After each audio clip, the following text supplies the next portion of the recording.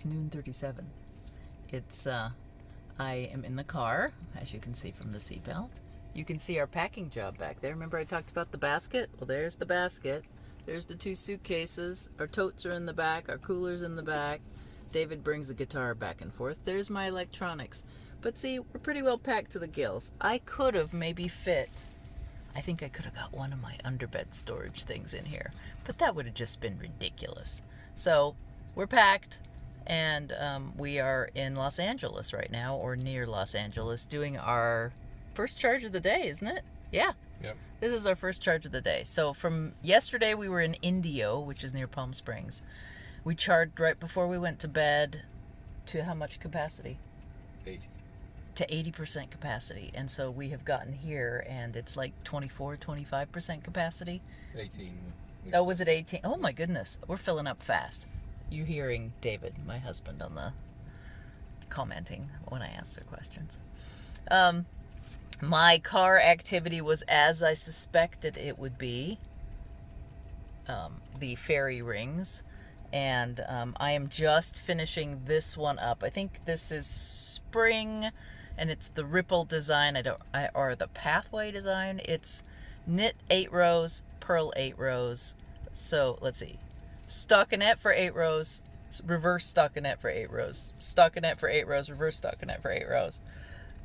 But the way you do it, it's just stockinette all the time. You just do 2 rows of stockinette, one after another, to get to the next thing. And you know, this would work for any lace weight. So I will put the stitch design, I'll give you it's just like 3 lines of instructions. I will put that below. But if you also would like the yarn that goes with these, and I have said this before, I will also put that link in, because the fairy ring cowls are pretty fun, and there is a new neutral one that we're calling Equinox that is just gone into the system within the last few days. I will give you a hint. I hate to waste yarn. So what I do on this pattern is I just carry on working and play yarn chicken. I'm trying to find the end of it. And play yarn chicken every single time. So in this instance, I'm probably not going to end up with an even amount. I would have had to have stopped 8 rows ago to get my reverse stockinette to line up around the back of my neck. So what I'm going to do is, if I had stopped right now, I would have 16 rows of knit side. And I don't want to do that. So I am going to play chicken all the way to the end of this, which means I believe I get to put in 2 more reverse stockinette rows. So I will have just a teeny ridge of the change at the back of the neck. But I don't care. It's the back of my neck. And then what I will plan on doing is I'll do that 3-needle bind off technique that I showed 2 weeks ago, I believe. And I'll practice putting that in the cards that show up. I'll also put a link down in the thing below. But I believe if I figure this out, I can put it into the cards, and your next video will be the one that shows you how to do the 3-needle bind off. That's going to be the trial plan today. Not a lot to talk about today. It's been a lot of driving. We accidentally didn't get off at an exit to one of the freeways, because LA, I don't know how many of you have ever been down here, but it is one exit after another exit after another exit that is super confusing, and you can put directions into the car, but the signage leads you astray from that, or you get stuck beside a car and it won't let you off the exit that you need. So David he didn't get off at an exit that the car wanted him to get off, but then we took a nice scenic route through. Where did we come through? Do you know what it was called? I don't even know what it was called. We went to the left of the valley instead of... Pomona. Yeah, but we go through Pomona anyway. We went to south of Pomona instead of north side of Pomona, and therefore we've had a new route that is kind of nice, actually. It was less traffic-y than normal, and we're seeing a little bit different parts of LA than we normally see on this pathway.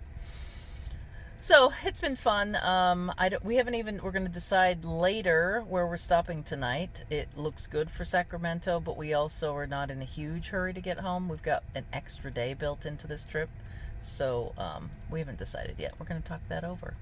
I also have my live stream at 1 p.m., and David has an interview at 1 p.m. in 15 minutes. So those things have to happen as well. I'm going to stop for now. I may like do another short to add on to this later this afternoon. And maybe I'll take you on a little tour of the Tesla chargers. If you can see behind me, you can see the little Tesla chargers. It's so it's amusing, and I've probably said this before. It's super amusing in that you don't go to gas stations anymore, but toilets are missing from charging areas. So we always have to think about, well, now I need to go to the bathroom. Where do we go? So sadly, 9 times out of 10, we end up back at a gas station before we leave our charging station because we need a toilet. And California has been the more troublesome of those stops. Now, David's found that we could walk to a Starbucks, so we may be doing that shortly, or may just swing by one because because of our 1 o'clock commitments, we're going to stop and take a lunch break where we probably won't eat, but maybe we'll eat, and do our computer commitments before we leave. I'll see you in a bit, maybe. Or this may be the end, but I'll pop it and tell you it's the end if I don't have anything to add later. So, an interesting thing of note is we pulled into Kettleman, California, which is north of LA. And you know how I said I think I said it this morning or yesterday on my daily post that the one bad thing about driving on an electric car is that you have to go then find a gas station to go to the bathroom. Well, apparently Elon Musk has sorted that little problem out. I hope we get more of these in the future. It's a very fancy rest stop for the Tesla charger people. So here's our charging station. This many. All the way around, lots of chargers, lots of chargers. There's the gas station. Actually, it's not a gas station. And then I looked at, before we figured out our code to get into the building, see that bathroom toilet option? And then note this bathroom toilet option. It was very swanky inside.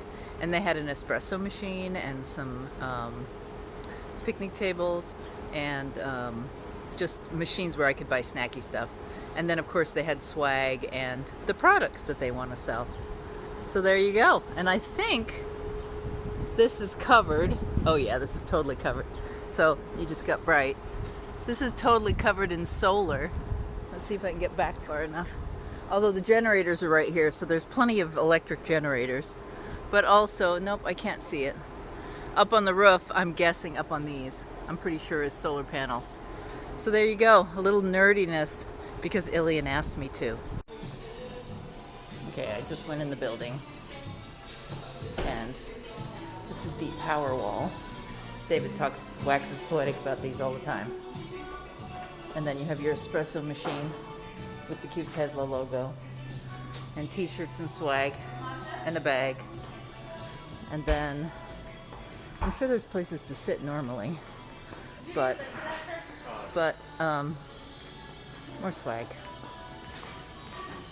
And then the machines. And then I'm pretty sure this is the proper lounge. This is the proper lounge that is on hold. And then the toilets. And I guess I'll show you the toilets because, you know, they were swank. I'll just give you a view of the toilets. See? Very nice. Okay. All right. This is our last stop of the day. Harris Ranch. Over there is a Shell gas station owned by them. And this is their restaurant. It's a weird place in that it's like all three of these businesses separate. The Shell station with the barbecue restaurant, a dine-in restaurant, and then a hotel. There's Tesla chargers. And I'm super glad that we didn't know that they were here because we would have blown past Kettleman. And Kettleman was a very cool Tesla charger. That was very nice. It kind of makes me want to go down I-5 next time. Here's the front of the restaurant. It is very pretty, and it was pretty inside. We had dinner. At the on the patio, and with the fountains, or right next to the fountain. In fact, probably somebody would have had to pay for that. There we go. There's a nice fountain, and it's landscaped lovely. And the hotel rooms are okay. They're teeny bit dated, but they've clearly, because the building is so clearly dated, they've clearly gone in and fixed it up. More chargers, lots of chargers of all the brands. Oh, well, here's a barbecue. Oh, they must have done lunch on the barbecue, right? And they want to keep the birds away. They had to put bird decoys up on the fence posts to keep them out of the food. Bird of paradise bush, I know that one.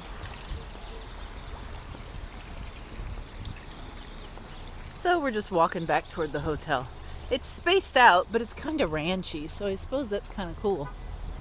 And then I love the way they landscaped over here. I'll show you that, because it also puts us back on our pathway. Ooh, giant geranium. I do love the fact that in California you can grow geraniums as perennials. Look how huge that one is, and that one.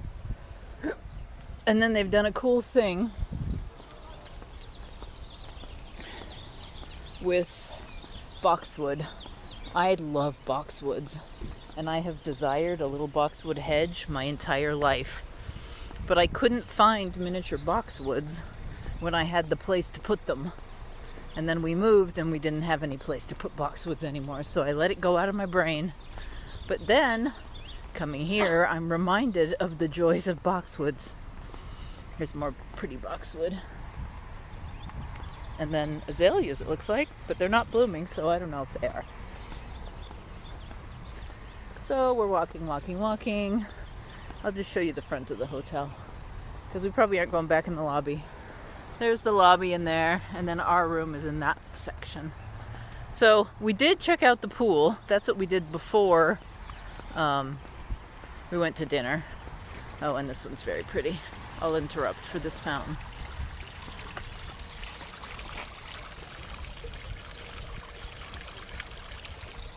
We did go out and check out the pool. Oh my God. Feel of lack of safety. Apparently, when you go to a swimming pool, granted it's outside, but apparently when you go to a swimming pool in California, there is no requirement to wear masks, nor is there a requirement to socially distance. Because it was packed, wasn't it, David? Yeah. It's packed! And I was going to take a video, but then David thought that it would be poor form to take a video of a pool with a bunch of bikini-clad people in it. So I didn't. Front building. Our building. All right. I'm gonna just end this now. This is all you get for the day. I don't know if you'll get anything tomorrow. If something good comes up, I'll record it, but otherwise, probably not. Bye.